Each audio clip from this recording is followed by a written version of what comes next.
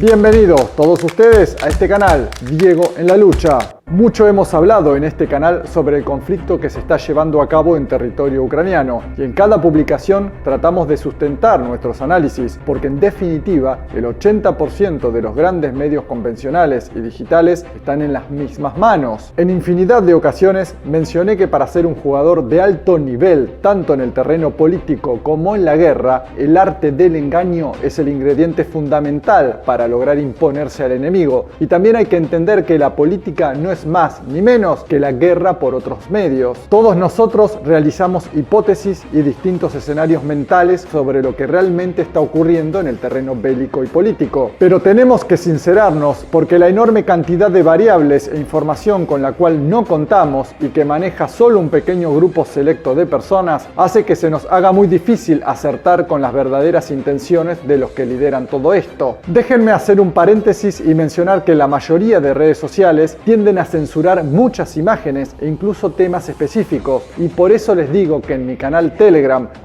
@Diego en la Lucha, publico todo, por más fuerte que sea. Los espero allí. Dicho esto, los invito a analizar algunas acciones de un personaje que es considerado un genio estratega. Estoy hablando de Vladimir Putin. Ahora estudiaremos sus acciones a partir de un manual de colección y siempre actual, como lo es El arte de la guerra de Sun Tzu, considerado uno de los mejores libros de estrategia de todos los tiempos y que inspiró a personajes como Napoleón, Maquiavelo y Mao Zedong. Recordemos que este libro chino tiene 2500 años de antigüedad. Comencemos. Dice Sun Tzu que los buenos guerreros toman posición en un terreno en el que no pueden perder y no pasan por alto las condiciones que hacen a su adversario proclive a la derrota. En consecuencia, un ejército victorioso gana primero y entabla la batalla después. Podríamos decir que la guerra en Ucrania solo es una arista de la gran guerra mundial política y económica que estamos viviendo, es decir, el mundo unipolar frente al multipolar, y Putin es muy consciente de esto, ya que antes de comenzar la operación militar era más que sabido de la gran crisis de deuda de Estados Unidos, la debilidad de Europa con respecto a la dependencia del gas barato de Rusia,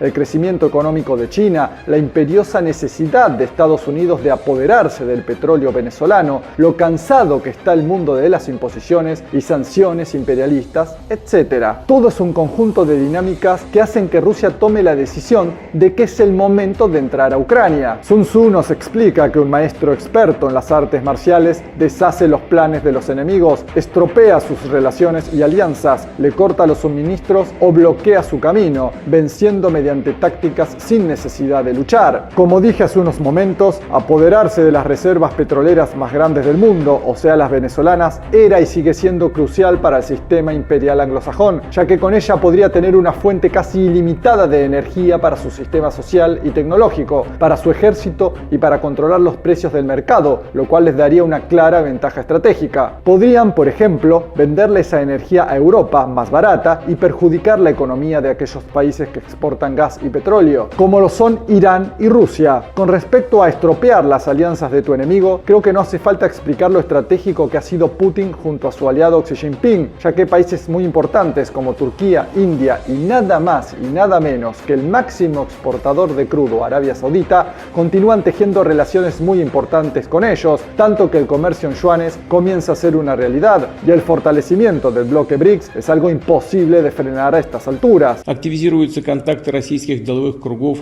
с бизнес-сообществом стран БРИКС. Например, ведутся переговоры об открытии индийских сетевых магазинов в России, увеличении доли китайских автомобилей, оборудования и техники на нашем рынке. В свою очередь, расширяется российское присутствие в странах пятерки. Заметно растут объемы поставок российской нефти в Китай, в Индию. Динамично развивается сотрудничество в сфере сельского хозяйства. Россия экспортирует в государства БРИКС значительные объемы удобрений. Российские IT-компании расширяют свою деятельность в Индии и Южной Африке, а наши спутники обеспечивают телевещанием уже 40 миллионов жителей Бразилии.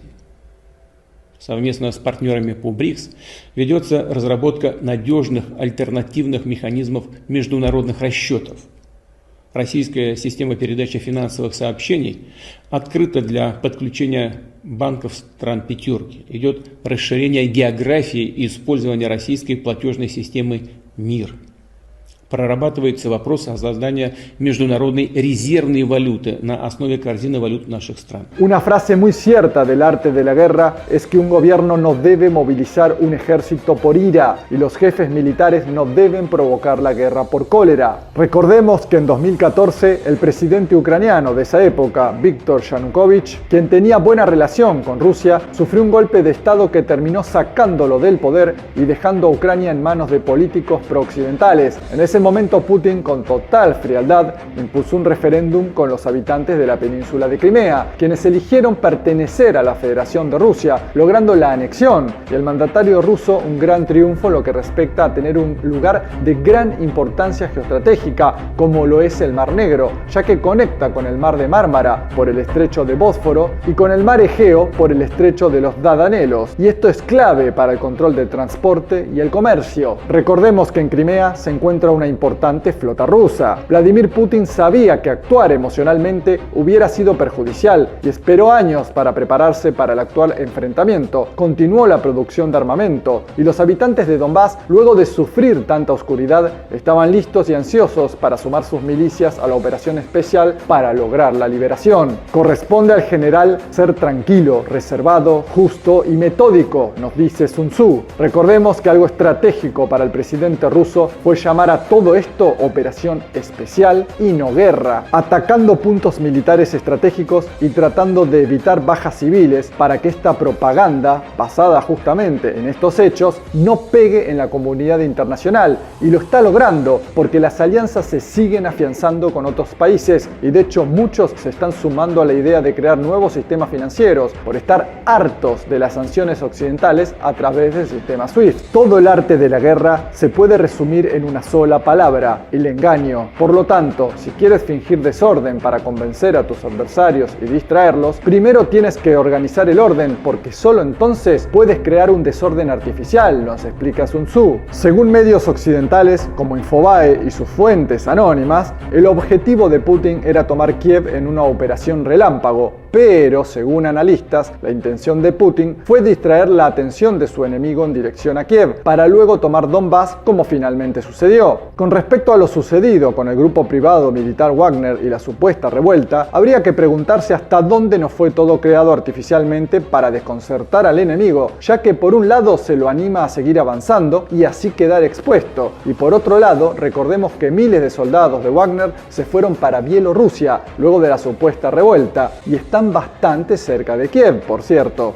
Cansa a los enemigos manteniéndolos ocupados y no dejándoles respirar, pero antes de lograrlo tienes que realizar previamente tu propia labor. Esa labor consiste en desarrollar un ejército fuerte, un pueblo próspero, una sociedad armoniosa y una manera ordenada de vivir. Analizando este fragmento, primero habría que resaltar que la popularidad del presidente ruso estuvo siempre por el techo, y el sentido patriótico y la memoria histórica de la sociedad rusa siempre han sido una pieza fundamental para mantenerla cohesionada y confiada en sus líderes. Con respecto a mantener ocupados a los enemigos, creo que una gran parte de la respuesta está en los drones kamikazes, que no han parado un instante de darle a distintos blancos militares durante el día y la noche, dejando sin aliento al adversario. Cabe destacar que la tecnología militar más avanzada de Rusia en misiles hipersónicos casi no la han utilizado, pero de vez en cuando demuestra su poder enviando claros mensajes de lo que podría pasarle a la OTAN y al territorio europeo si se atreven a una confrontación directa. Más allá de todo lo que se diga de esta guerra, hay hechos que son irrefutables, como por ejemplo que la economía de Rusia no se ha desmoronado, todo lo contrario, ha comenzado nuevamente a crecer, que Europa está siendo utilizada como variable de ajuste para que Estados Unidos pueda venderle su gas licuado 3 veces más caro que el que le compraba Rusia, que este conflicto aceleró la construcción del mundo multipolar, ya que el músculo que está demostrando el oso euroasiático lo transforma en un nuevo referente de fuerza militar donde apoyarse. Si hay algo que no ha cambiado en este mundo es que el ser humano siempre sigue al más fuerte, al que demuestra coraje y avanza sin miedo. Pero más allá de todo esto, el conflicto en Ucrania puede llegar a escalar y hacer sonar las alarmas nucleares que tanto tememos. ¿Vos qué pensás? ¿Cuál es tu análisis de este conflicto?